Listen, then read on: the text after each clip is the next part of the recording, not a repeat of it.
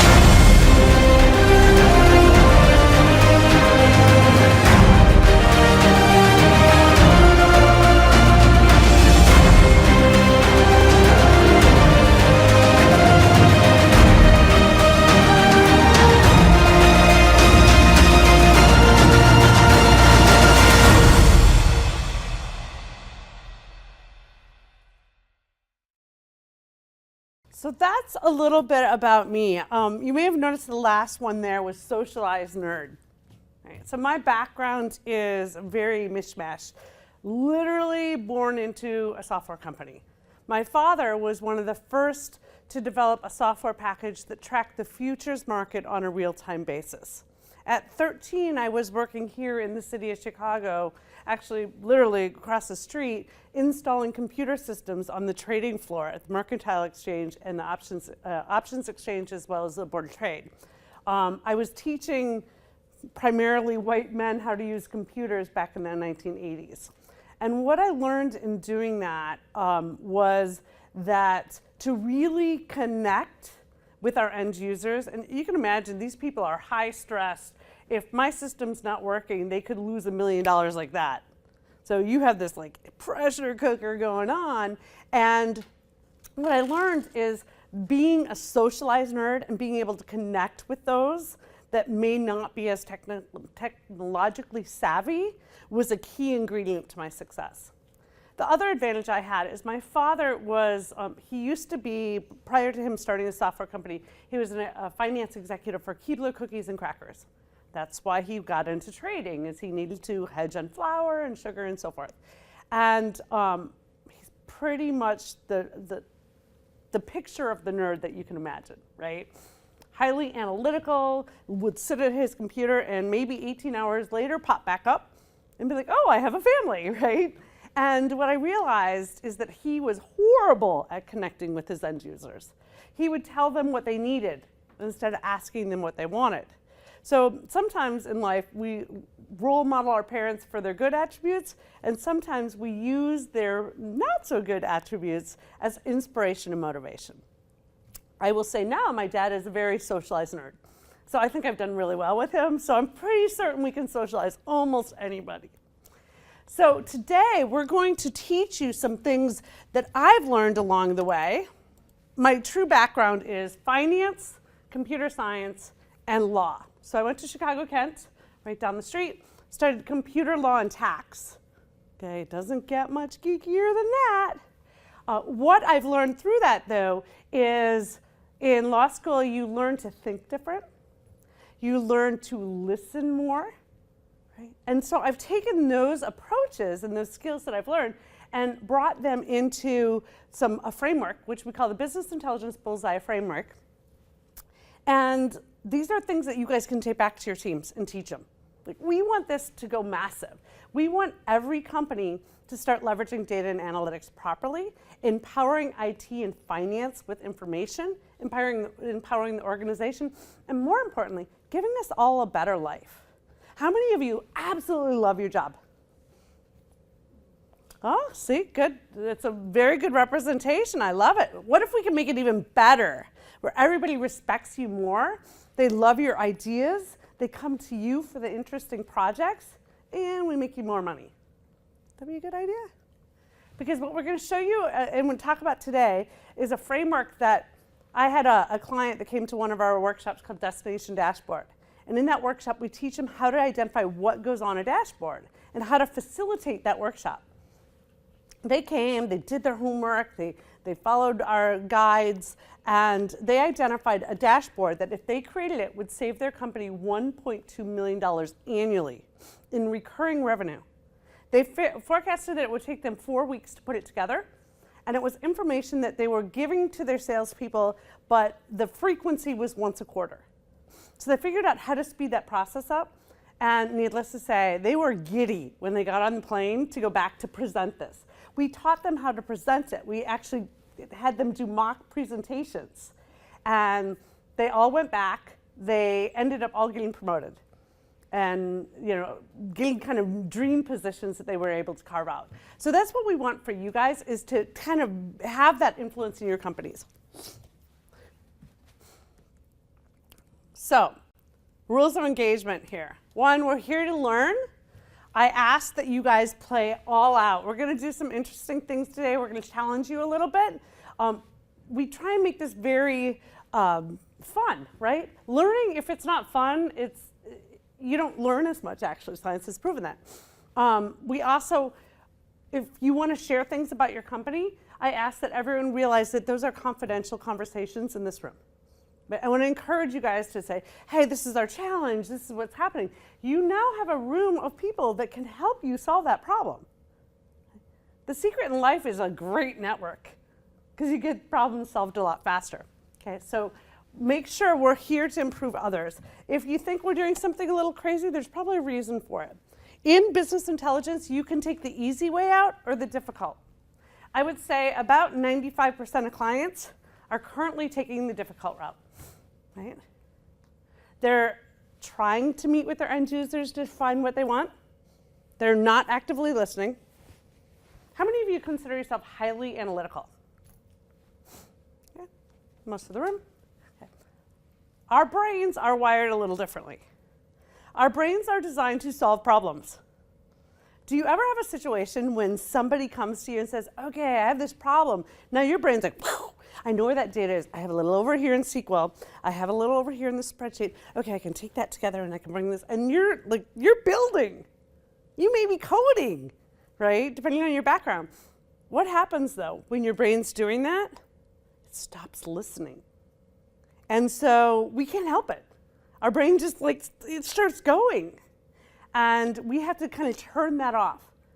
I realized that my most powerful and best day in doing kind of software requirements discovery was when I first started at a software company, and they had sent me through training. It was Lawson software. Are you guys familiar with Lawson ERP systems? So this was a long time ago. We'll just leave it at that. And they sent me to training. I knew how the software worked in and out, but I hadn't had that practical knowledge of taking the client data and building those structures. And they sent me to this client in Springfield, Illinois, and they said, the lead project person on this, she's being pulled away. So Heather, can you just work with them? And I'm like, well, I've never designed, I've never architected. So what did I do? I sat and asked a million questions and wrote down answers like other answers. Did not try and design anything because I was terrified. So I just kept asking questions. And then I'd go back at night and literally pulled an all-nighter going, okay, this is what I learned from them. How would I put this in the system? And I built models, right? But because I had so much fear about not knowing what I was doing, I was listening. The next week, they said, oh, wait, the lead person's back available. She's going to come onto the project. And the client said, no, we love Heather. We want her. And I'm like, well, I'm a rookie. This shouldn't be. So the active listening skills are so important. But we have to be cognizant of the fact that we turn our brains off and we start solving problems. And we have to turn that off. And most of your teams will do that as well if they're highly analytical. Right? We can't help it. If you want to learn skills on how to do this better, One of the best places to go is right here in Chicago. Anybody guess where it is? Right here in Chicago, Second City. Second City improv class should be required by all finance and IT professionals. They have a 3-day workshop. It's not even that much money, but they teach you improv skills. Have anybody been to an improv class? Have you taken a class? We did the yes and class. The yes and, yes. So the yes and is telling you that you can't use the word but. Think about your projects. I come in, I'm like, hey, Randy, I need this, this, and this. Can you build this? And you're like, but we don't have the data. A but is a slam door. It's telling me you're not going to be able to do it. Now, if Randy instead approached it, yes, and this would be an opportunity to build that data warehouse I've been wanting. Completely different dynamic. So be cognizant of that, of your buts. But with the improv class, the other thing it does, it teaches you the yes and, but it also teaches you that you don't control everything. A little hard for some of us, because in an improv scene, if you and I were in a scene, what's going to happen is all of a sudden you're going to be like, oh, and the Martian's here. And I'm like, oh my God, there's a Martian in our scene now, right? I can't be thinking in my head how to script out what I want to say next so I sound brilliant. I have to be in the moment. I have to be physically present, watching your body language and hearing what you're saying. It's not a normal place for all of us. We're thinking about what we're going to say next and how we're going to sound brilliant. In improv, you cannot sound brilliant. And in fact, most of the time, it's funnier when you don't, right? When it just kind of happens. So I really encourage you guys to consider sending your teams or even going yourself to an improv class. One, you are going to have an absolute blast. We had one team member that was probably the least likely person that you would think of in our organization to go to improv class, and she asked, she's like, can I go? And I'm like, yeah, absolutely. And this was someone that you didn't think was very funny. Imagine like kind of a really geeky person, right? That you're like, oh my God, not a funny bone in their body, but okay, go. And they said it was one of the most rewarding experiences because they had to step way out of their comfort zone. So consider that. Okay. So here, I'd like you guys to do introductions. Oh, and this picture's up here, it reminded me. So I'm also a certified high performance coach. Has anyone heard of Brendon Burchard? Zach. Of course Zach has. So Brendon Burchard just came out in September with a book called High Performance Habits. Highly recommend it. He's done a lot of research, I think it's with Carnegie Mellon University, on what makes people just that top performer, right? What attributes do they have? What do they do differently that makes them the rock star? Have you guys ever hired someone and thought they're going to be a rock star and then they just don't produce? And then you hire someone else, you're like, oh, they'll do the job, and they're your rock star? You're like, how did I miss that one so much? So he kind of talks about what those attributes are. I got certified by him about 2 years ago as a high performance coach because I find human behavior fascinates me. I study lots of psychology, physiology, and this was the ability to bring all that together. And if I can help provide those skills and attributes to you guys, now you're going to level up and you're going to bring your teams up too. For example, did you know that your productivity decreases by 30% if you wake up and check your phone right away when you wake up? How many of you check your phone in the first hour of waking up? Okay. If you do, you're decreasing your productivity is what science is telling us. So you want to leave the phone there, get your coffee, get your body and mind to like reboot, and then check it. We also find that many of us sit too long. We'll sit at our desks and we won't move for 8 hours. You need to get up and move every hour. So I actually set my phone with an alarm on the 50, it goes off, and it just is an alarm to remind me to stand up, stretch a little, drink water, and they've proven that that will increase your productivity. And it will also make your focus is a lot stronger as well. So those are some simple things that you can start to implement in your day immediately. So here's me and Brendon. If you guys are interested, I can connect you to people within the high performance community. There's a lot of great podcasts that you can watch on that as well. But highly recommend his book. So here's what you're going to do with your introductions. You're going to give us your name, where you're from, your role in the organization, how you engage with business intelligence today. Okay. What solutions do you have if you have them? I want you to give us your proudest moment. It can be anything. Okay. I'm going to exclude one thing. You can't say the birth of your child because some of you have multiples and you can't pick which one, and so we're going to just avoid that completely. And then what do you want to get out today? And how we're going to do that, you're going to pair up. So we'll just kind of put you guys together in pairs and talk to the person next to you and find out this information from them. And then you're going to introduce the other person. Okay. So we'll go ahead and give you guys a couple minutes. Go ahead and pair up and get their name, organization, what they do, and remember that proudest moment.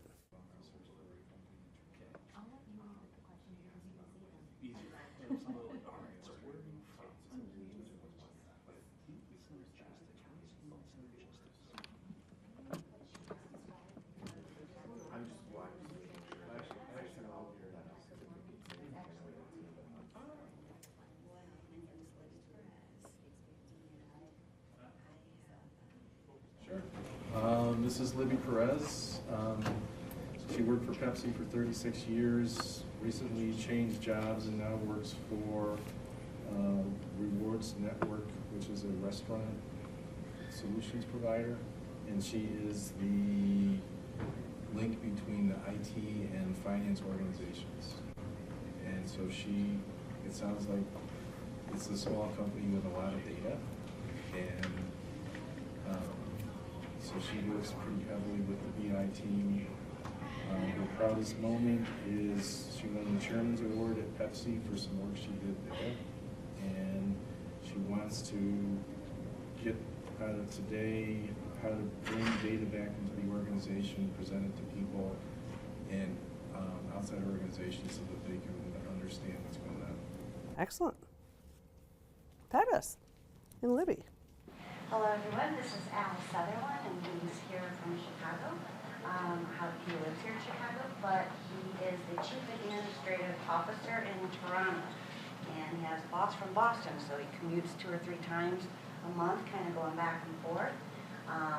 He works with IT as one of their primary users of their tools, and they have some issues with that data, so he's hoping to try to hear different perspectives here today that he can take back and maybe offer some types of solutions towards that.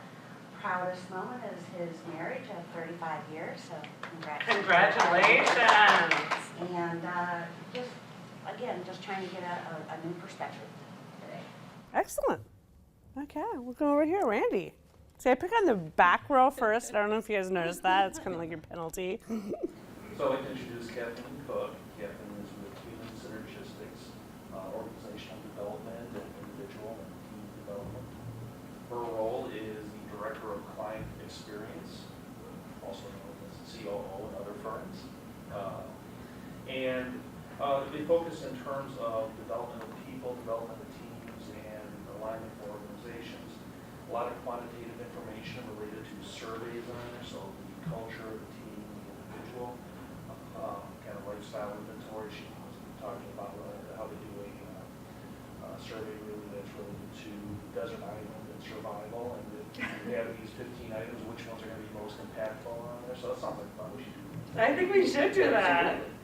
Proudest moment was when she realized she didn't have all the best answers. There's other people that have answers on there too. So, and hoping to get out of this really how to learn more about how to leverage analytics in the organization.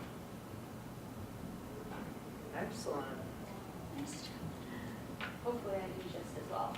This is Randy Peltier. Did I say that Is that correctly? right? And he's with Tomy International. They're a toy and baby product company. They had up toys for John Deere and Pokemon, things that I'm sure you've heard of, and also brands like J.J. Cole, which I'm not familiar with because I'm not a mother, but they do backpacks and things like that for moms. His title is Senior VP of Business Information and Technology Solutions, and that title came by way of him really wanting to expand out how people view IT and to be more all-encompassing. And let's see. They look at quantitative info like point of sale info, shipping information, forecasting, so a lot of analytics, a lot of data that they're working with. However, they're looking to see how can they be more strategic and proactive in their approach to analytics and data as opposed to simply responding to questions, queries, and providing information. Proudest moment, most important piece of all of this, is both of his kids graduating college. Woohoo! That is an accomplishment. Excellent. Anything in particular he wants to learn today? Did you guys get that? How do we focus more strategically and proactively, as opposed to simply responding to requests. And that's exactly, I think, the problem everyone's facing. IT historically has been a reactionary department. I want this. I will do this, right? And now it's like, wait a minute. We have, in technology, you'll find I swing. I consider myself both a finance and IT person. So when I say I'm both sides of the fence. But now IT is being thrown into the forefront to lead innovation and growth in our companies. But honestly, IT doesn't have the exposure within the company yet to oftentimes make that happen. So I love what Randy did with expanding his title to start that conversation, to say, hey, we're not just the geeks that fix your report and add a column for you. We are much more than that. Today, we're going to teach you the tools to make you guys even more exposed in your company from a good perspective.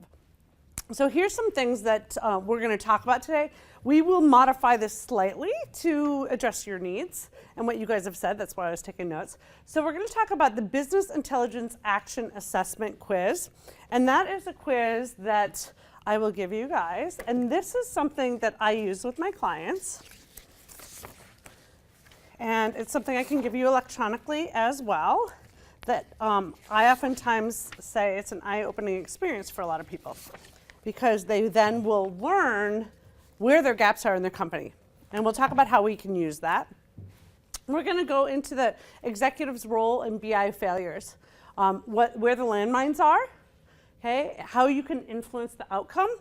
We're going to go into understanding the components of business intelligence, the continuous loop. I will show you a little demonstration of the IBM solutions. We are here in the IBM office, so we will show you kind of what they have to offer. I personally believe that they are uniquely positioned to provide us with all the pieces, including the artificial intelligence, the being able to use computer and machine learning to be able to take data and take wisdom out of that data and help us move forward. So we'll show that. We'll putting evaluation on the BI initiative, and I think this is a really big piece of it, and that's being able to show the executives what it costs to not do something.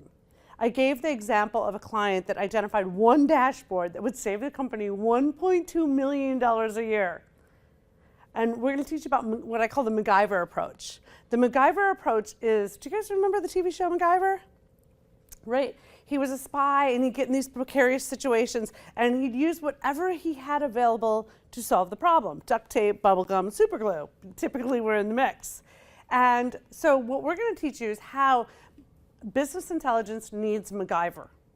We need to prove our theories of how we want to use data. How many of you think that your end users absolutely know what they want? Not a hand in the room, right? They don't know, and yet we're going to requirements gather.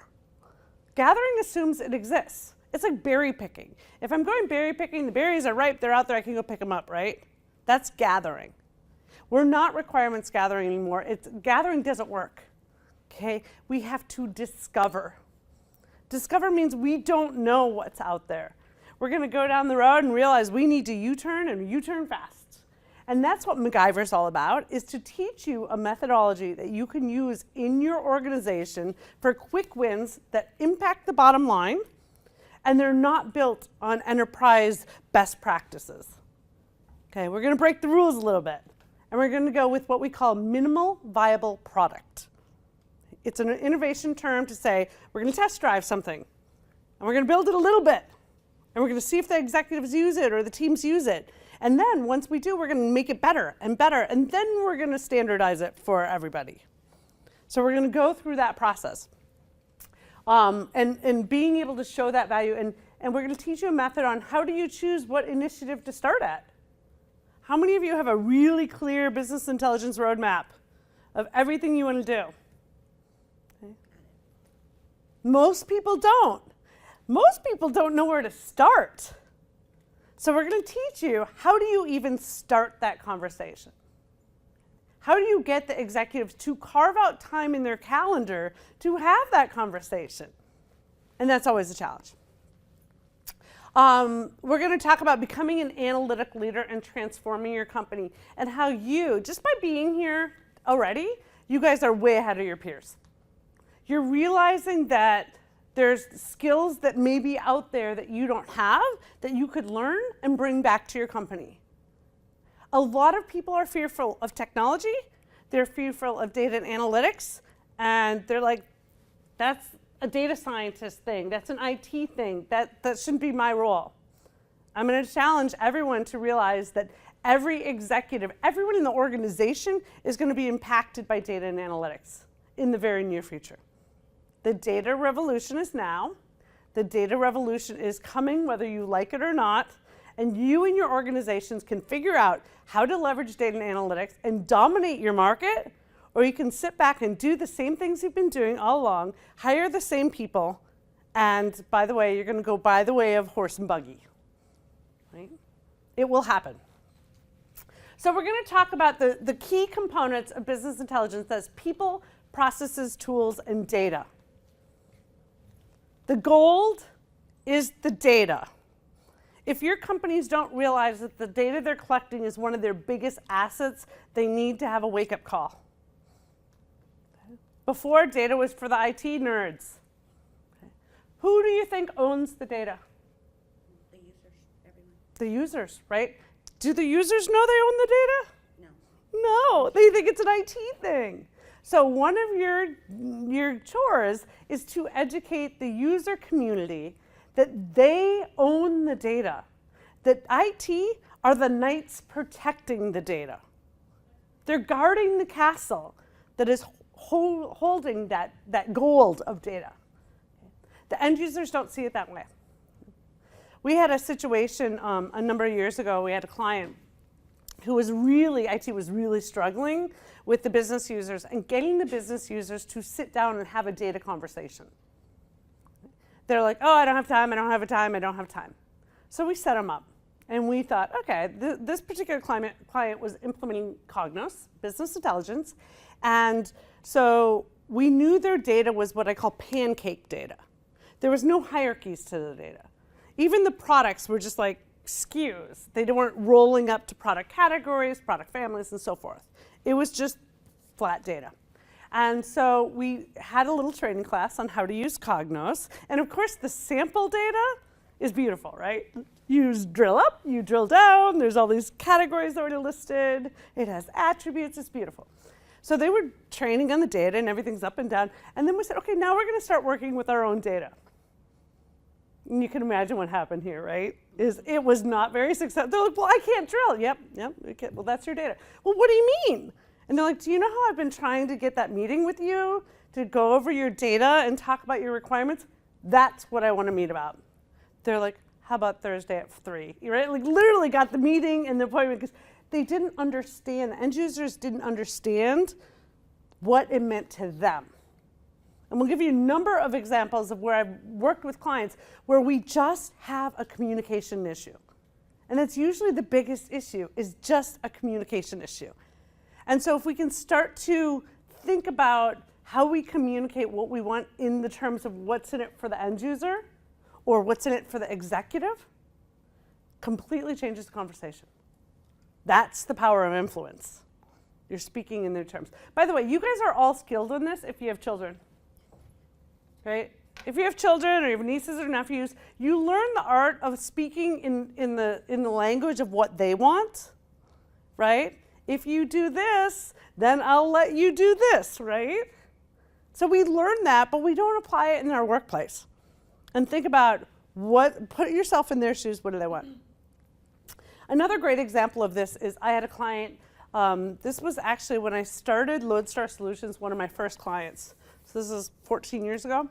And the CFO and I went to an event to look at a business intelligence, basically a conference. And he saw dashboards and he was like, oh my gosh, that's what I want. That's exactly what I want. He was like giddy. This is a guy who drinks way too much Diet Pepsi, actually. He brings in a case. You know how long his meeting is by how many pops he brings into the room. And he's like, oh, I totally want it. That's what I want. So I then, the next day after this, I call up the CIO, who literally was a retired Russian rocket scientist. And I said, so the CFO wants these dashboards. He's willing to buy you new tools, give you new business intelligence tools, and do you support this project? Now, I would think he'd be excited, right? He's getting a whole new budget. He is absolutely done. I'm like, what? Wait, what do you mean absolutely not? He goes, I am not going to support it because I don't have a data warehouse. I've been asking for funding for 5 years for a data warehouse, and the CFO keeps telling me no. I said, well, if I can solve that problem for you, will you support this? He's like, absolutely, I'd love to have new tools, but I'm not going to put, great tools on top of bad data. It could be disastrous for our company. He could make decisions on completely the wrong information. I said, point understood, great. So I called a meeting, and of course, the CFO comes in with an entire case of pop and puts it on the floor. I said, oh, you expect us to be here a while, don't you? And he's like, well, just in case, I have my assistant on speed dial, and she can bring me more. I was like, good gosh, where do you put all that? But so we sit down, and I had prepped the CIO. I had said, hey, here's what I need. You need to know the timeline, the resources, update your number, the budget, what you need. No, you need a plan. Have that in your back pocket, because I'm going to set this up. So we did a little demo of the dashboards. Of course, the CFO's like, yes, I want that, right? And I then turned to the CIO, and I said, do you support this? And he says, absolutely not. And the CFO's like, what?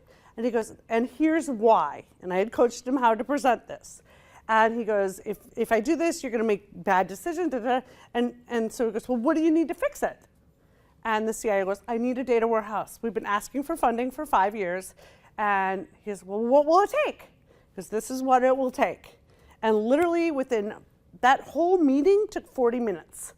And the CFO goes, funded. I have a special, a lot of CFOs have their special allocation bucket. I have the special allocation bucket that I can use. Let's fund that. And literally something the CIO was trying to get for 5 years got resolved in 40 minutes. Because the CFO finally realized the importance of data and clean data. And we all fight that battle in our companies.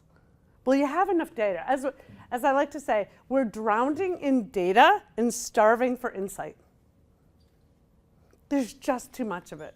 It's like that TV show Hoarders. Have you ever seen that TV show Hoarders? It's one of those TV shows, if you turn it on, it's like watching a train wreck and you can't not watch it, right? The people have stuff everywhere. And I don't know about you, but I'm one of those people that thinks about smell.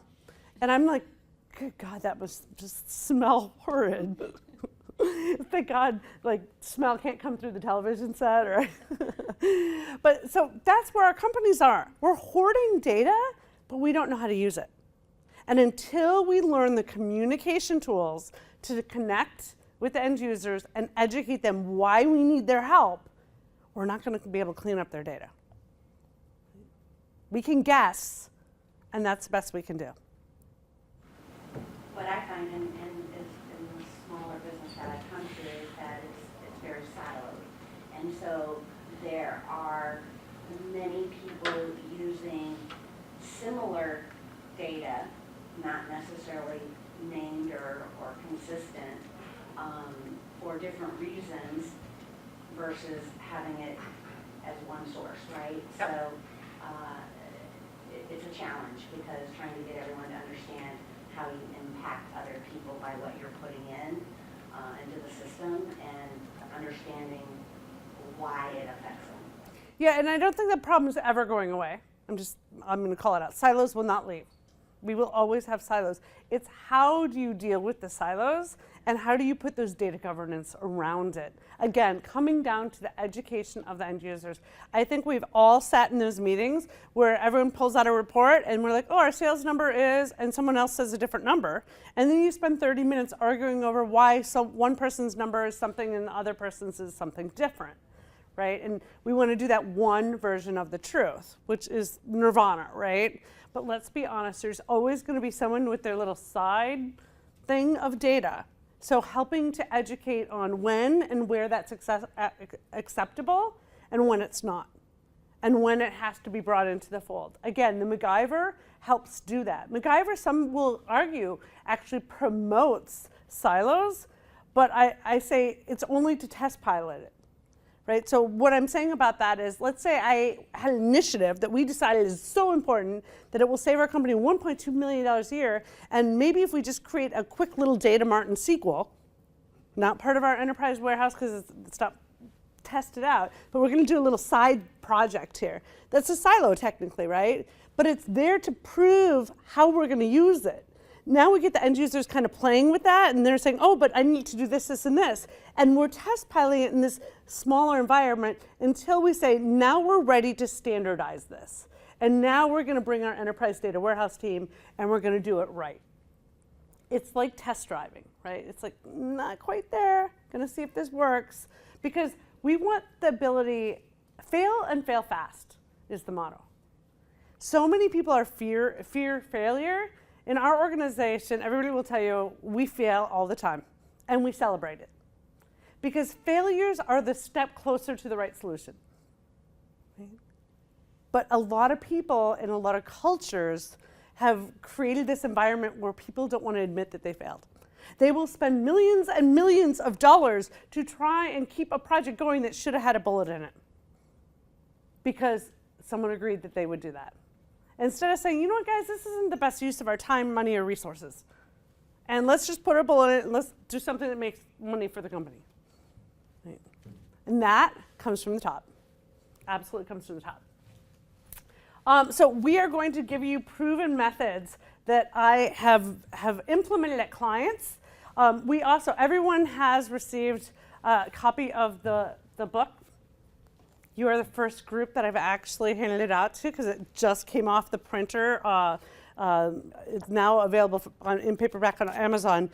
Came off this weekend. So this is a book that's written so you can take this back to your executives. If you've read a book like Who Moved My Cheese or Raving Fans, they're little stories, right? This is written as a little story. It is not a technical guide.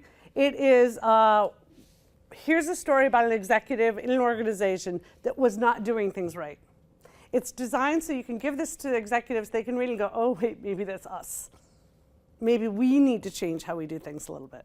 So hopefully you guys enjoy this. Please, if you read it, well, please do read it. If you're not going to read it, give it to somebody that will. And I'd love feedback on it. But in that gives you some starting of frameworks. And I'm going to actually give you handouts today on some of the templates that I use. With clients. These are also available that you can download in the book. There's a website that you can go to, heatherize.com/bookbonus, and that's where you can sign in and you'll have access to all my templates that you can download and use in your teams. So we're trying to set you guys up for quick success. So here's the number one challenge that I have. How many of you in this room can clearly articulate the strategic goals of your company today? No hands. That's common. You're not alone. I will teach a room full of 50 business intelligence managers, and I'll ask this question, and the most I've seen are 2 hands. That's the most. So let's talk about business intelligence. What is the purpose of business intelligence and data? What are we trying to do with it? Make better decisions. Make better decisions. What are the decisions trying to get us to? growth, profitability, strategic goals, right? Almost every organization says, this is what we want to accomplish this year, 5 years from now. They have plans, right? But here's the problem. Plans don't do any good if you forget to tell people what you're doing, especially the people that are supposed to make it happen. You might say, hey, salesperson, you need to sell more. But what if you instead shared the strategic goals of the company? And you clearly articulated, guys, this is the direction that we're going. It's game changing. So this is actually, I have friends that run Ironmans. They're the crazy people. Does anyone run Ironmans? I'm an Ironman cheerleader. I find that finding a little cafe or a bar and cheering them on is more my speed. But so here's what's happening, is less than 4% of BI professionals that I've surveyed over the last 10 years can answer this question. Their job as business intelligence professionals is to provide data and insight and information and dashboards to help the organization go in the direction. But they have no clue what direction they're going. That's like running a marathon and saying, where's the finish line? Our organizations today are taking IT and saying, go run a marathon. We're not telling you where the finish line is. We're not going to tell you the course. And then we're going to criticize you for not finishing the race. Little bit of a challenge, right? Here's the cool thing. So easy to fix. We just need to communicate it. Get them on the same team. Have you guys ever seen a dragon boat race? Do you guys know what that is? They do them down in Tampa. So there are these long boats that kind of look like a dragon. And there's a team of people that sit in them. And a lot of corporations do these for fun. And they have a person that's at the front, and they're drumming. Like they're doing a cadence, right? They got this drum. I'd want to be the drummer because they don't have to paddle.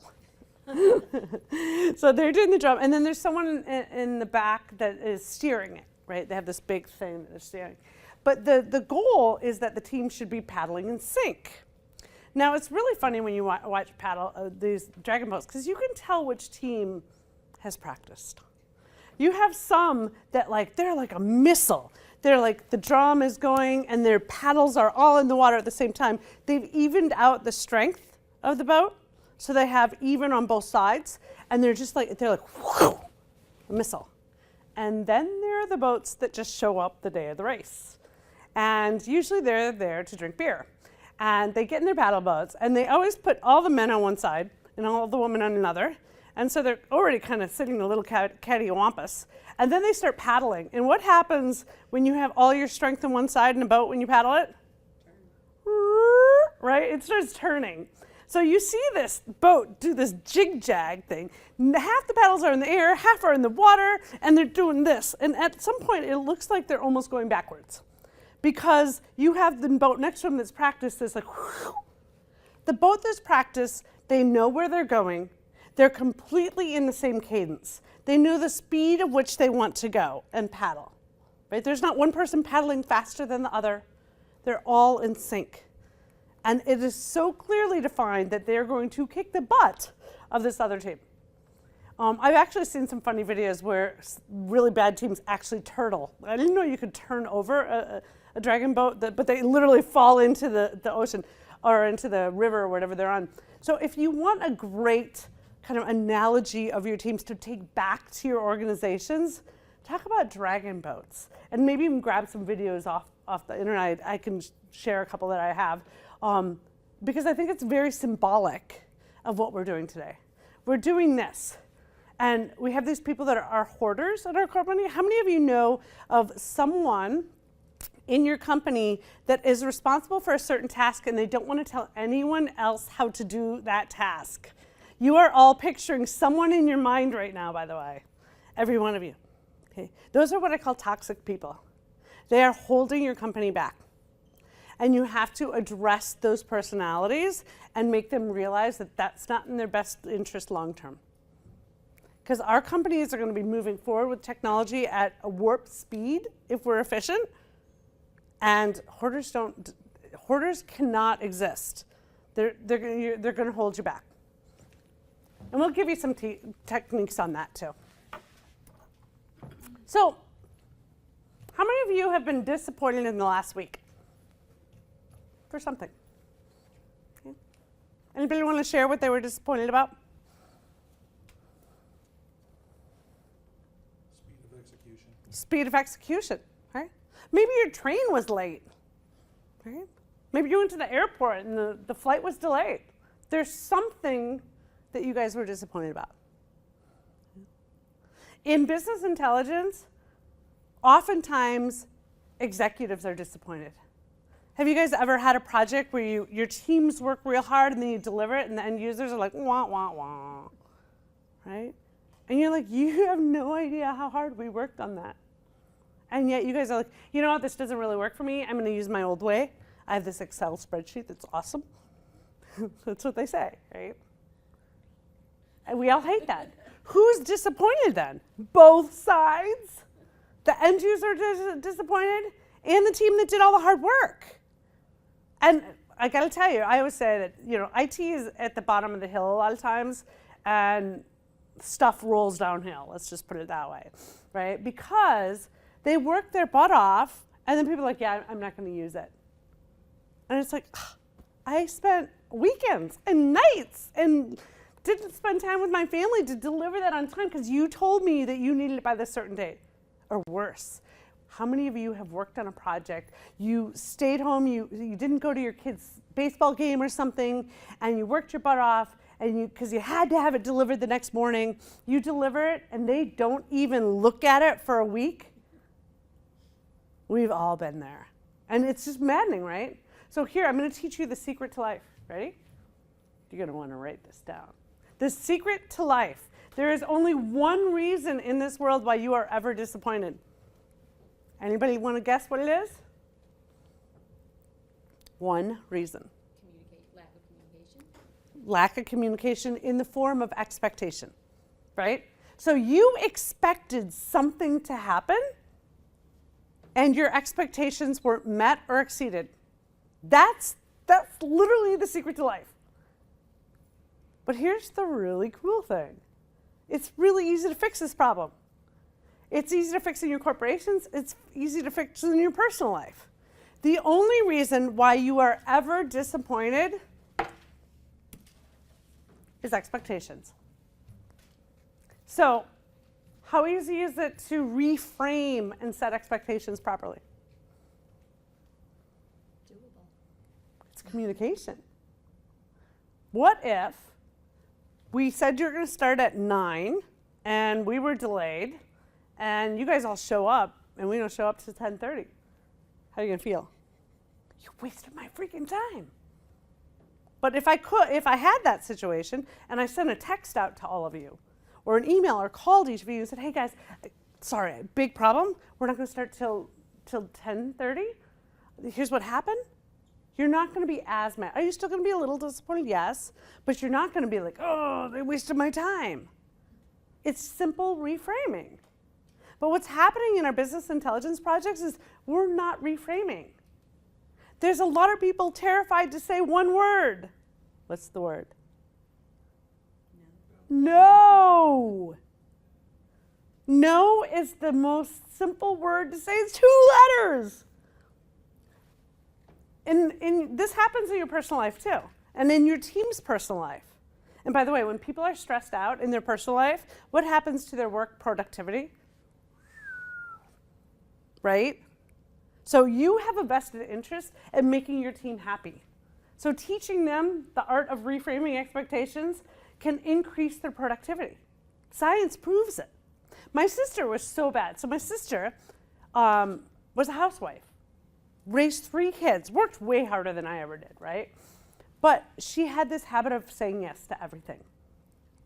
And in fact, she was doing so many charity events, she was pulling all-nighters to put goodie bags together for like the bare necessity runs. And she was a raging bee, if you know what I mean. Like, she was evil. Now my nieces, they figured out that chocolate made my sister happy, and so they hoarded chocolate in their closets. And when I saw it, I was like, girls, why do you have chocolate? That's so when mom gets mean, we can feed it to her. Like that, this is how bad it was. The children were stashing chocolate to feed mom to make her nice. So I finally had to have the sisterly intervention. I said, okay, you're gonna, for a month, you're gonna say no. And I actually, for Christmas, I went to Michael's and bought 2 wood letters, an N and an O, and I painted them all up in colors of her house. And I said, you are gonna put this in your kitchen. And well, actually, when she opened the package on Christmas morning, she's like, you gave me an on? And I'm like, oh wait, no, let me turn that around. But literally, I had her put her up in the kitchen. And every time a charity would call and ask her to be on a committee, she's like, no, I'm sorry, I'm already committed. Now, it's a muscle that takes development. And many of our IT people are not that good at it because they want to please. They want to feel good. They want to, oh, the CEO calls. Hey, Randy, can you add a column to this one report? What happens typically in our IT departments? This is the CEO. Yes. I'm going to drop everything. I'm going to go do it. By the way, science also proves that your productivity just totally crashes when you keep jumping tasks. Because you're like, okay, wait, where's that file? Let me go through that, right? So you're killing your own team's productivity. Now, most of the time, if Randy pushed back a little bit, and we train our teams to push back and say, you know, absolutely, we can do that. Do you need that right away? How mission critical is this? When is the latest date that you would need that? What happens? The CEO's like, yeah, you know, next month would be fine as long as it's before the board meeting. Totally different game now, right? He's not dropping everything to do this that wasn't even, the CEO wasn't going to look at it for a month. But we're not empowering our teams to say or ask the question of, when do you really need that by? Okay. Now, I do believe in the art of under-promise, over-deliver, right? So if someone says, hey, Heather, how long will that take you? And I think it's going to take me 2 weeks, I'm probably going to say 4. Because what happens when I deliver in 2? I'm the superhero, right? What happens if I tell them 2 and I deliver in 3? I'm the bad person that can't deliver on time. So just teaching them and empowering people to have that conversation, okay? To be able to adjust a little bit. Our executives, by the way, are just as guilty as we are because they don't set expectations. They don't say, hey, Randy, I'd like if you guys could modify this report by next quarter's, committee meeting, that would be fabulous. Instead, they're just like, can you do this? So at the same token, we need to teach our executives that their power and authority is causing our teams to be unproductive. Just because it's a natural influence. Because of course you're going to jump through hoops with the CEO, right?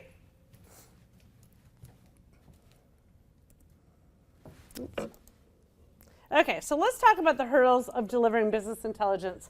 So here's some we went out and we surveyed people, and I'd love for you guys to add some, but here's what we found that when we surveyed people, they would tell us the hurdles for delivering business intelligence was, right?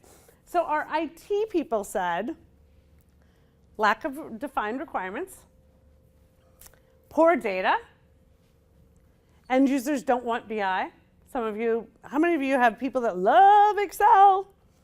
It's the best BI solution ever, right? And you're like, wait. We have a love-hate relationship with Excel. Super powerful and super dangerous at the same time, right? No time, right? Why? Because we're jumping through the hoops to add the column for the CEO on that report that they called and said, can you add it?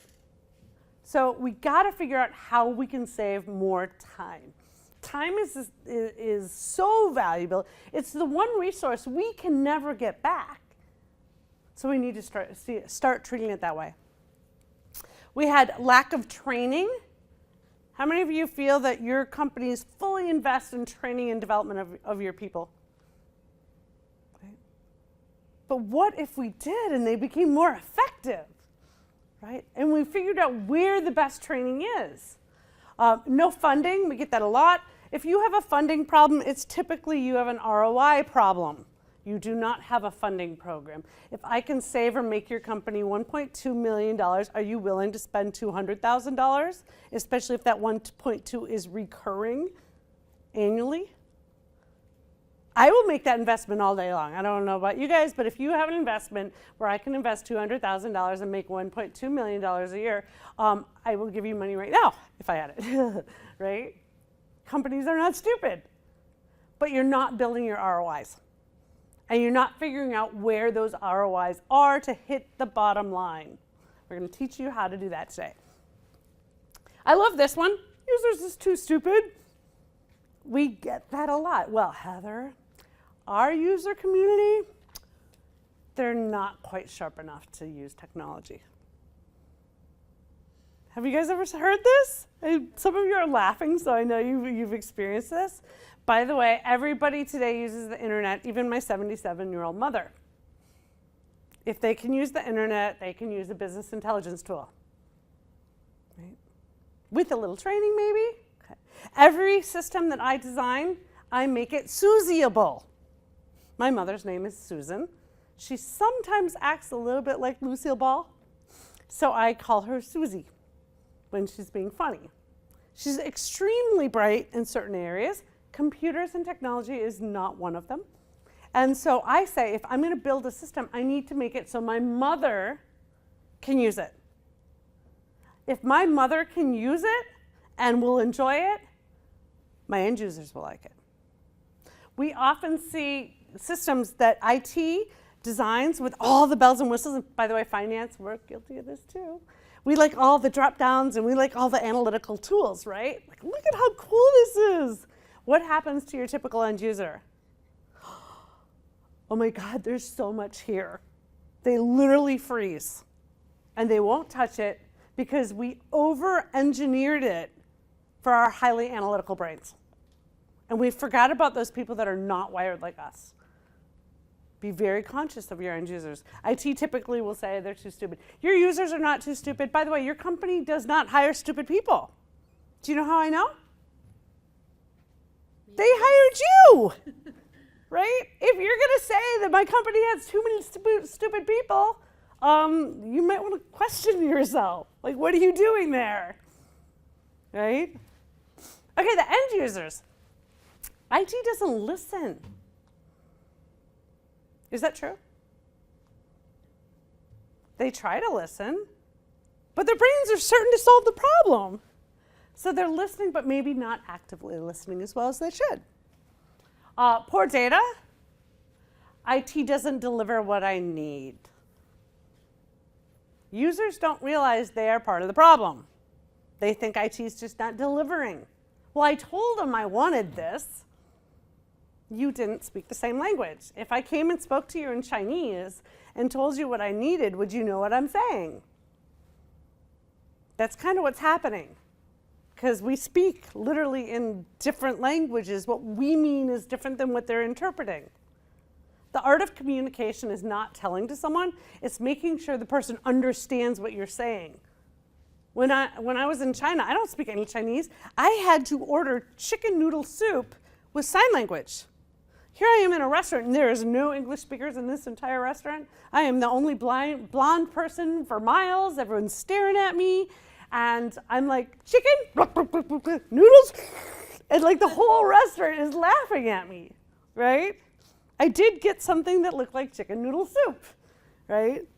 So I was able to communicate, but I had to work really hard at it. And that's what's happening right now is both sides aren't working hard at it. But I gotta tell you, everyone in that restaurant remembers me, right? I was the funny blonde American. No time, lack of training, again.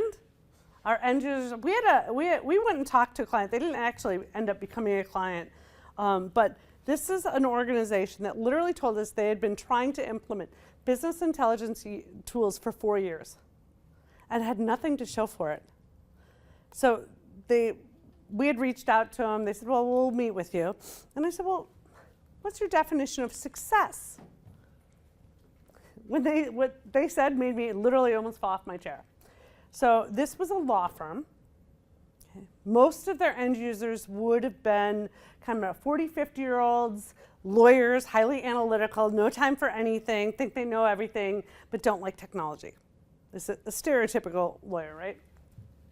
And And they said, our definition of success is rolling out business intelligence tools that they require no training. I started laughing. I go, well, you just set yourself up for failure. You want to know why you're not successful? Because you're not engaging them, you're not asking them what they want, and you're not kind of training them along the way. You will fail. If you'd like to continue to do things the way you're doing them, you will continue to fail. It's been, what, Zach, a year and a half later? To our knowledge, they still don't have anything live. You just wasted another year and a half. What's that worth to your bottom line? Tools are too hard. This is that example I gave where we over-engineer stuff for the audience. We really need to know what the audience is looking for. Get their answers. And IT doesn't get it, they're rude. I'm sorry, IT people, we sometimes come off a little curt. Okay. I'll admit it, sometimes I do too. And I have to like have a timeout and be like, hey, Heather, whoa. It's frustrating to talk to people that aren't getting it, right? When you're like, don't you get it? But we have to start to remember there's things we don't know either. And how do we feel when we're in that situation where we have no clue? Not very good, right? We're scared. It's uncertain. So what do you guys think about this list? Think it's true? Anything you'd like to add? I think part of it is true. Something that you said earlier in the day about changing the mindset to discover instead of gathering the requirements, I think plays a big part of that. Because what I see on both sides, and I work with both sides very closely, is the business will tend to come in and give their requirements, but also try to, the word we use at our company is solutionize it, and so they'll come in with their own answers. So they know what they want. They don't really know how to get it without the IT help. The IT help comes in, they say they don't want you to solutionize, but yet they don't really know what you're trying to get at. So there's this mismatch of how they're giving the requirements and how they're collecting it.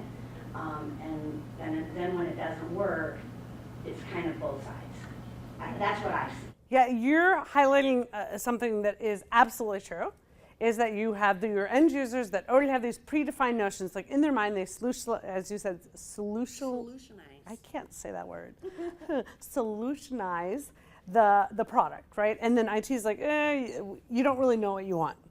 You don't realize the capability. So workshops are really the answer to that. And we're going to get into a high-level overview of how we do workshops. But I think one of the major mistakes that people are making, especially in IT, is they try and show prototypes in software.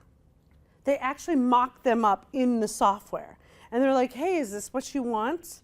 And I think that is the biggest mistake that we're making, because what it does in somebody's brain is we think that you've already done a lot of work on this. We think that's all that we can have. And we call it, your baby's ugly. And why we call it that is, in your mind, I've already spent a lot of time and this is my baby. And so you're not gonna say, oh, your baby's ugly, right? You're just gonna say, okay, yeah. But if instead what you do is you get out the markers and you get out the crayons and maybe you print out little pie charts and whatever graphs your systems can have, and you start to do it on paper, it's a whole different experience. Your baby hasn't been born, it hasn't even been defined, and what happens is they oftentimes will take the markers and they say, this is what my ideas are. And then you start asking the question, why? Why do you want that? If you see an anomaly in that data, what do you do next? Right? You start to facilitate, and that's where we're going to teach that if you can teach your IT people how to be facilitators. Not everybody in IT is going to have the skills for this, right? Someone that has higher emotional intelligence, someone that has a little bit better connection skills and can read that this means I'm frustrated, confused, and lost, right? If you have virtual teams, how many of you guys have virtual teams? Well, everybody, okay? Get on camera. When IT turns off the cameras on people's laptops, I'm like, no, turn them back on. Why? Because I can tell that you're lost with this. When you're silent on the phone, I can't tell you're lost. And we could spend hours doing something and not realize that we have a problem way at the beginning. But when I see someone's face, 93% of all communication is nonverbal. 93% is what studies show. And that's both tonality and voice, so some of that you can get on the phone. But a lot of it is the crinkled forehead, or the eye roll. Right? Teenagers are masters. You can tell what a teenager is thinking by not even hearing a word. That same is true of your teams. So start to leverage that. Teach them how to use video and connect, right? But absolutely. Any other thoughts on here? How do you solve these problems? Do you solve it with tools, buying new software solutions? Nope, tools don't solve it. Do you solve it with better data? I know some of that can be solved, but not everything. We've been getting a little bit better at getting into a conference room, getting everybody in there, and literally just starting to walk through the entire process step by step with the business, with IT.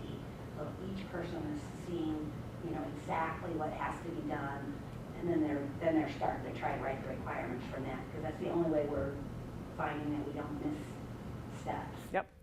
Getting the people, getting the teams together, cross-functional teams are key. Right? You gotta have IT people in it, but you gotta get the other people involved. Like, even if it's a marketing initiative and you have IT and marketing, have a finance person there. Why? Because all I really care about is how it's gonna impact my bottom line, right? For the most part, somehow, indirectly or directly, what we really care about is delivering solutions that meet the strategic goals, and I guarantee a strategic goal is some kind of growth or revenue number. So why not have a finance person represented? Sometimes they don't, though. So here's the cool thing about this. Again, the key to these are communication and realizing that people are fearful. What happens when someone's scared? Make excuses, push back. Make excuses, push back. They shut down. They don't talk. They go in their cave. What does technology do to people that are not technologists, that don't love this stuff? Scares the bejeebus out of them. What do they fear? Failure. What else? Look stupid. Ruining something. Breaking something. Change. I may be unemployed. I'm watching 60 Minutes and it tells me how artificial intelligence is going to get rid of millions of jobs. Am I one of them? That's what's going through my mind, right? The fear of failure, let's talk about that one. Why do people feel failure? Again, their job. Their job. Security. But is it really the underlying problem their job? Or is it that your culture hasn't shifted to embrace failure as opportunity to learn? See how fast you can fix that one? Is start to say, you know what? We're going to have a different philosophy here. We're going to say fail and fail fast. Every innovative company out there, especially Google, embraces the failure. They love and celebrate failure. There's a quote I read. Actually, I was an IBM guy. Now I'm going to forget what book it is, but there was some guy who was key in starting this project, and they spent millions of dollars in it, and it was a huge failure. And the guy gets called into the CEO's office, and I think this is when Lou was the CEO, and he was ready to get fired, right? He's like, totally like, here it goes, might as well pack my box. And the guy goes in the office, and he expects to get fired, and he doesn't. He says, well, why aren't you fired? He goes, what do you mean? You just had like a multi-million-dollar educational experience. I can't afford to get rid of you now. It's a different mindset. But your cultures for the most part, don't have that.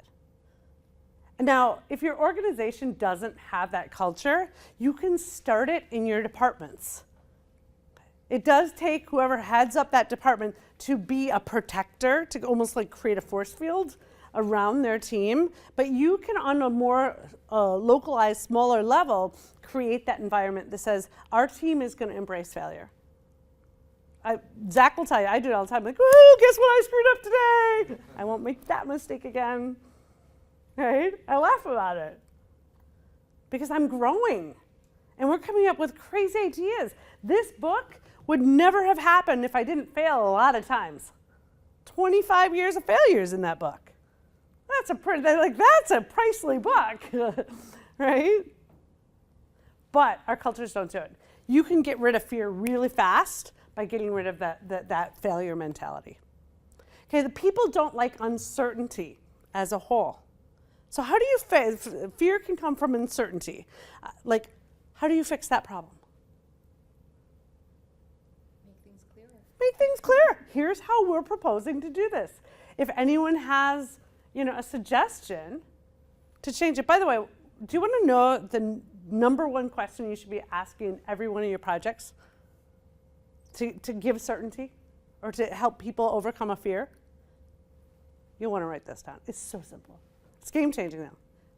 You have the team. Let's say we're a core team here. And I say, hey, Randy, what is your number one fear or concern about this project and that it might fail? Or what is your biggest concern that's on your mind about this project today? And he says, well, we don't have the data, or we don't have, he says something, right? Now I know what his fear is. If I wasn't in IT, that's like a eye-opening. I didn't even know that was a problem, right? Now, as a team collaboratively, we can try and address his biggest fear.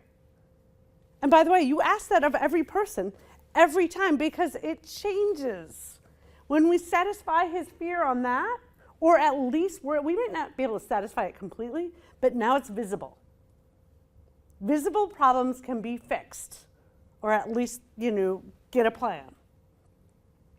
But what's happening is we never ask that simple question. Every project you're on should be like, what's your biggest fear? What are you worrying about? Well, the end users, we don't have any time to train them. Didn't even think about that. They need to be trained before the budget rolls out. Oh, how are we going to do that? Oh, someone else might say, we could do videos so we don't have to worry about getting everyone together. Boom, problem solved.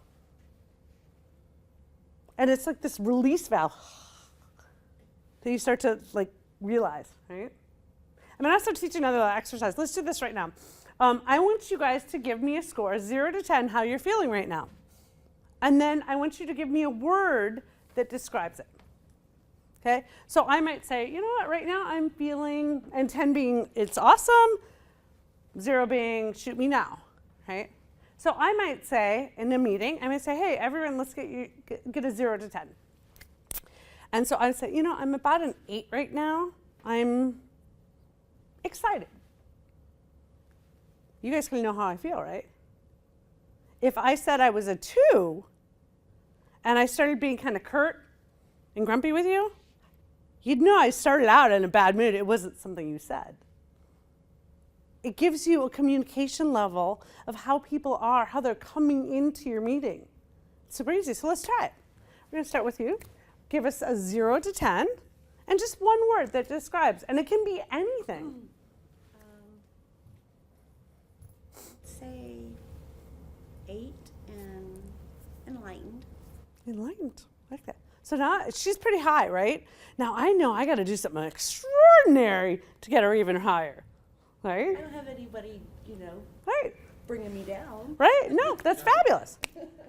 What could we do? What could happen that would make you go a little higher? I don't know. Okay, that's a fair answer, right? But if she said, "Oh, you could have better coffee," now I know how to help her get a little higher. How about you, Al? What's your number? 8.5. 8.5. Ooh, I like that number. And your one word?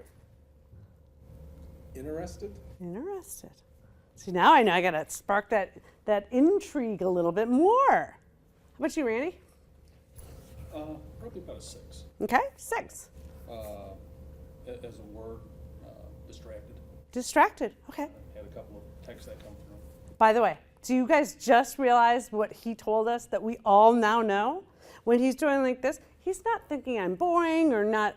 I know he's got fires going, right? And we're all gonna have meetings like that where someone has a fire. And But what happens is we fill in the gaps.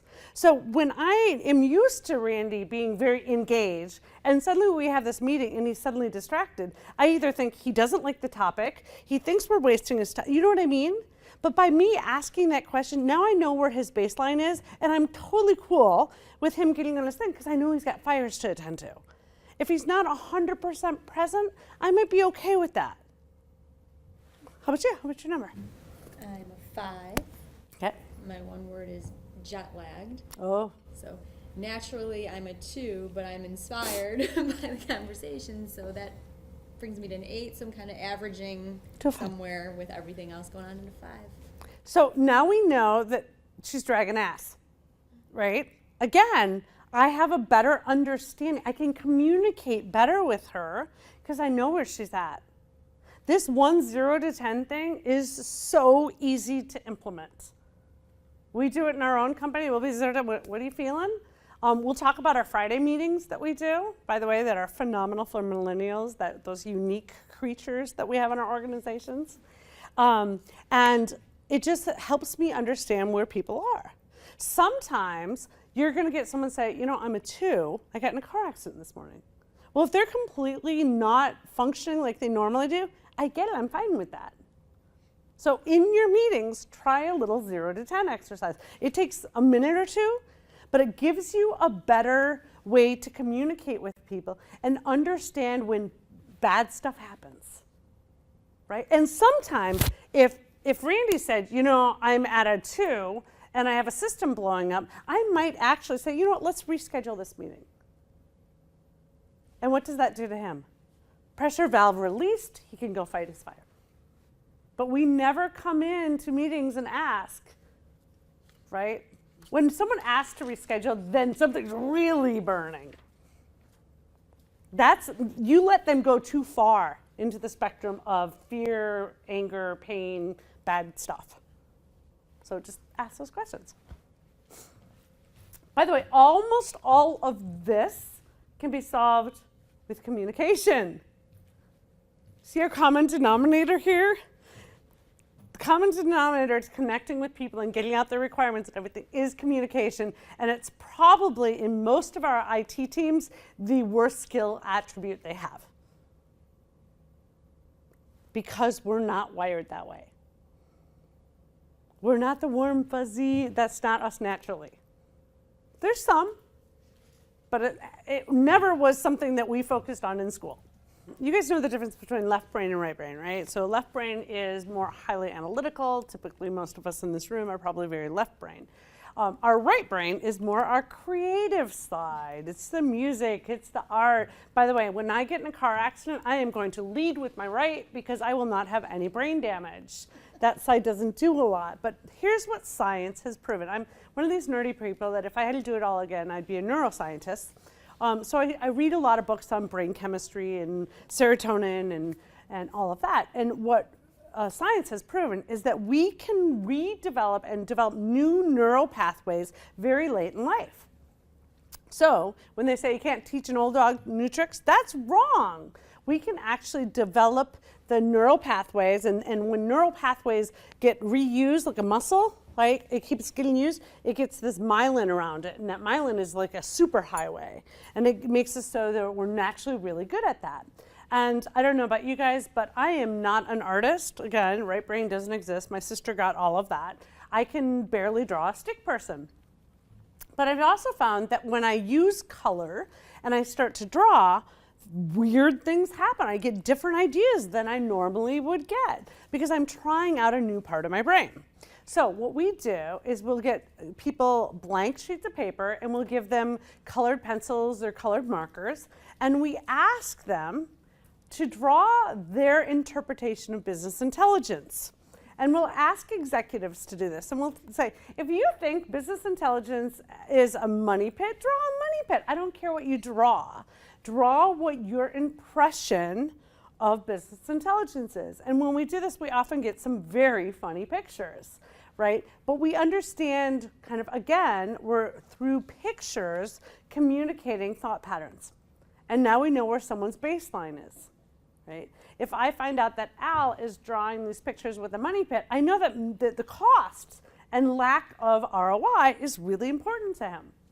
So we oftentimes will have people draw the baseline, and then we kind of go through and start to talk about what business intelligence is. So there's so many different definitions of business intelligence. It could mean to some people a dashboard. Some people, it's the whole strategy of having clean data with data governance, with data warehousing, indexed properly, data warehouses that then feed to this great tool that does not just reports, but it also does dashboards and analytics and gets into predictive analytics and gets into augmented analytics, which is like prepping the data for machine learning, right? Machine learning, if people are like, ooh, AI, scary stuff, by the way, it's just machine learning. And what does it mean? It means the machine can go through 1 million more transactions than our little brains can do. It starts to see patterns in the data, and it uses that to then figure things out and predict what's going to happen next. Is that going to actually happen? Maybe, maybe not. It's predicting just like a human can, but it takes out the bias, and that's the big thing, right? We as humans always have a bias. By the way, even parole boards, if you're ever up for parole and you're up after or right before lunch when people are hungry, you're probably not getting out of jail. So you want to go when they've already been fed. So you start to see different things, and the machine, though, can take all that bias out and start to give us real answers. Great case in point is IBM Watson. You guys have heard of Watson, right? Artificial intelligence tool in medical. I mean, amazing things are happening. So there was this woman in Tokyo that had leukemia. And the doctors there were treating her. It was almost like the Mayo Clinic here, where they have a team of doctors were treating her, and she's not getting any better. She's dying. So the doctors say, okay, we're going to take all her data, and we're going to put it in Watson. Now, Watson can learn, I think it's like over 5,000 medical journals a day. It can read it and process it and use that information. So it takes the information on this woman, on her what's happening in her genes and what's happening in her body, and within 10 minutes, it comes up and goes and kicks out. So she has leukemia, but she's a different form, and you're treating her wrong. Here's the best treatment based on the latest medical journals from all over the world. This woman was about to die. Within 30 days, she's in remission. They said that it would take a team of human scientists over 2 weeks to go through those permutations and figure out that she had the wrong. And maybe they wouldn't even find it. So do you think that's valuable? Like, that's just one example of how machine learning and artificial intelligence is changing the world. But a lot of people don't define that within the business intelligence realm. Sometimes they think it's separate. I believe business intelligence is anything that makes our world better with data. Okay. Now, I'm a big believer in a continuous loop process. So at the core root of this is data, right? We have to have good, clean data. That comes from communication and getting people to understand why data is so valuable and what it does for them. You have to put yourself in their shoes and figure out, why do they care? Not why should they care, but why do they personally care? Asking questions, right? So then we have the reporting and dashboarding, which is kind of the standard corporate reporting. Then we get into deeper analysis to kind of drill down, see what's going on. We get into the forecasting and planning. So I believe that it should also use predictive to say, okay, based on everything that's happened in the past, okay, here's what's probably going to happen, like our forecasting units, maybe in cost of goods, what's happening in the markets. Right now, new tariffs are being put out there. It's causing a lot of costs to go up, right? If you're making beverages, the aluminum for the cans is going to skyrocket because of these new tariffs, right? What's happening? Machines can look at that and put in certain factors and start to pump that out faster than we can. Okay. I believe machines are going to be a lot better at throwing the dart than I am. And that's what's happening in a lot of businesses. You're just asking someone to forecast. You're like, yeah, I think we're going to do this. Let the machines give us that with predictive analytics, and then update our forecast. And then I can override and say, yeah, the machine's probably off here because of such and such. Right? We're not getting rid of human intervention and human insight. We're instead letting the machine predict it, and then we're adjusting. So I believe a true solution is going to have this continuously. And now I'm going to actually show you. So IBM has the full portfolio of this. They have, the planning and analytics. That's the TM1 solution some of you have heard of for doing budgeting, forecasting, and modeling. They have Cognos Analytics, which is more of the descriptive to say, how are we doing, right? But then they get into Watson Analytics, and Watson Analytics can help bring this machine learning to the masses. Does this replace a data scientist? Absolutely not. Data scientists are extremely valuable. In Target stores, did you guys hear this Target store story? This was in the New York Times. Target challenged one of their data scientists to figure out if they could figure out when a woman was pregnant in their second trimester. When the woman doesn't want people to know, right? They said, if we could figure out when she's in her second trimester, we can send her coupons for cribs and all the stuff that she needs to get prepared for this baby. Like the value, the lifetime economic value to Target for that is in the millions of dollars. Why? You got all the baby stuff. We all know that's really expensive. But then we also have the school supplies, the clothing, right? And what happens with busy parents? They need a screwdriver. Do they go to Lowe's for it, or do they just buy it at Target because they're already there? So huge, right? So they were like, ooh, we really want to know this information. So they challenged this data scientist to run the numbers. And he's like, oh, well, we have baby registries. And then we can back into, the spending of those mothers. We know when the birth date was, so we'll go backward in time. And they were able to identify, I think it's 20 products, that when a woman switches her spending and starts buying those 20 products, she's probably pregnant. They called it a pregnancy prediction indicator or something like that. And apparently they got really good at this, because then they'd send out these coupons saying, hey, you need a crib. And well, there was as the story goes in the newspaper, there was a young girl, high school girl, in Minnesota, and yes, I'm saying that properly, and she got this in the mail, and her father got the mail and was like, what are they sending my daughter? Like, she's not pregnant. So he goes to the store, and he kind of gets mad at the store manager, like, what are you trying to get my daughter pregnant? And he's like, I'll look into it. I don't know why. I'll call you in a week. So a week's time goes by. He calls the store manager calls the dad, and the dad's like, well, apparently you knew more what's going on in my house than I did. The girl was actually pregnant. So it kind of has a little creepy indicator to it, but think about the value of something like that. Right? Bring those stories to your team and challenge them to think bigger and broader. What information, if I gave you a crystal ball, what information would you want to know about your clients? What information could help you serve them more and do it on a faster, timely basis? And so how we do this is a lot of times we'll run, we'll talk about this in a minute, sticky note exercises. How many of you have heavily used sticky notes? Okay, a couple of you, right? We're going to teach you time blocking in a little bit, and we're going to teach you how you can get them to brainstorm very quickly and then narrow those ideas down to ones you should focus on. So we're going to teach that. We'll show you a couple of videos on it. Right now, I'm going to show you guys kind of a video on IBM. So IBM, let's say there's this financial analyst, and his job is to go out and start to do the forecast, update the numbers, and so forth. But when he does it in Excel, there's oftentimes things break, right? You add a row or column. Isn't it great how you send out these templates to people and then you allegedly lock it down? And the people that say they don't know Excel that well are always the ones that break it. Like, how do they figure out how to unlock it? I don't know. But they add a row or column, and then you're trying to aggregate those, and there's some poor soul that wants to rip their hair out. Or someone changes a formula. Or you had an assumption from last year that you didn't update because it's sitting in a formula and not in an assumption area, right? We've all been there. So here's kind of an example of what we can do with some of the IBM solutions.